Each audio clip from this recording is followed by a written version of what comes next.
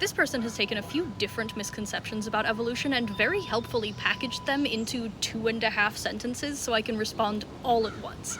Thank you for doing this for me. The first of these misconceptions is the idea that evolution says all living things exist on a perfectly linear spectrum, from less evolved to more evolved, and I think in most of these people's heads, more evolved is synonymous with human. From there springs a conclusion that says that evolution should mean less and less diversity over time as all living things converge inexorably on this most evolved point. And the fact that life does not appear to be doing that seems to disprove evolution. And to your credit, if your premise were right, that would be logical.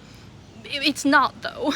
In reality, evolution is a process where traits become more or less common in a population of living things depending on how likely that trait is to help an individual or its close genetic relative survive and reproduce. So that, over time, if the population doesn't get wiped out, it will become better and better fitted to its environment and its circumstances. By the way, this is the actual meaning of the phrase survival of the fittest. Thomas Henry Huxley was not talking about getting strong at the gym. Victorians did not talk like that. The other misconception going on here is that homosexual behavior can never have an adaptive function, and the animal kingdom is full of examples where that is just not true.